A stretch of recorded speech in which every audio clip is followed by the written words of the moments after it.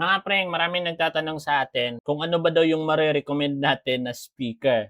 Bluetooth speaker ha. Ito based sa aking experience mga preng. Ito yung high ratings na talagang mare-recommend ko. Walang iba mga preng kundi ito si JBL na brand. Yung original ha kasi nga maraming mga hindi authentic na ganito.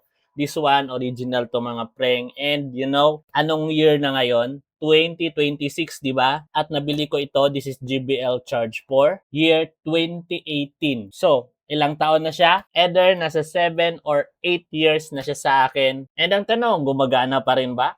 Malalaman. Narinig mo ba yon? Uulitin ko kasi nandito yung mic ko. Turn on natin. 'Di ba? Sobrang sulit. At meron pa siyang 3 bars dito mga preng. And papatunayan ko sa inyo na sobrang tagal na to mga preng. Kita mo ba yan? Ayan, sign of usage talaga yan mga preng.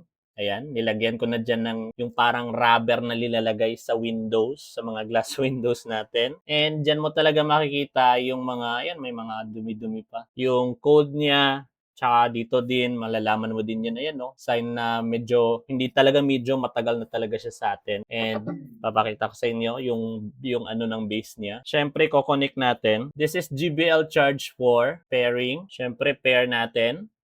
And boom! And paparinig ko sa inyo yung sound niya. Sobrang ganda.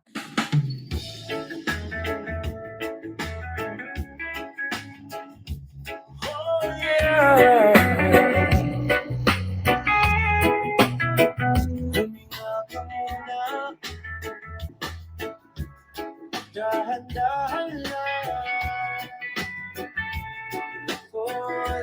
Wala pang 50%. Or nasa 50%. Stress sa isip, halos walang pahinga bro.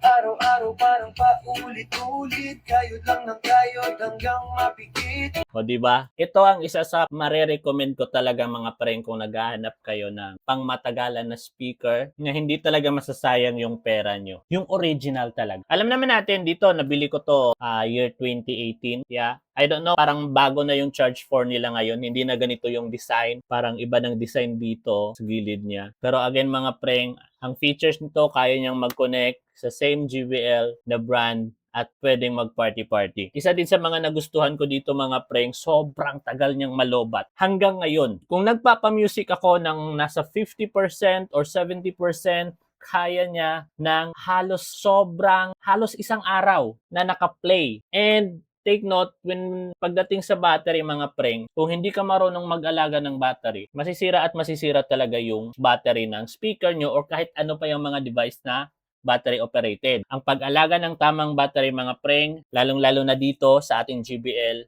huwag nyong i-connect sa power habang nagcha-charge at habang nagpapa-music dahil isa yan talaga sa makakasira ng battery nyo. Pero kung meron naman kayong mas madaming pera, kay Marshall kayo. Isa sa pinaka-the best na speaker na pwede kong ma-recommend sa inyo. Si Sony, maganda din si Sony kung gusto nyo ng malamig sa tenga, maganda yung bass, Sony is the best. Sila yan, Marshall, Sony, JBL, Samsung, at LG. Yang lima na yan, sila yung pinaka magagandang sound quality pagdating sa mga music, movies, anything na nag-produce ng sound. Pero sa akin, dahil nga tested ko na to at ilang taon na sa akin, proud ako na i-recommend siya sa inyo.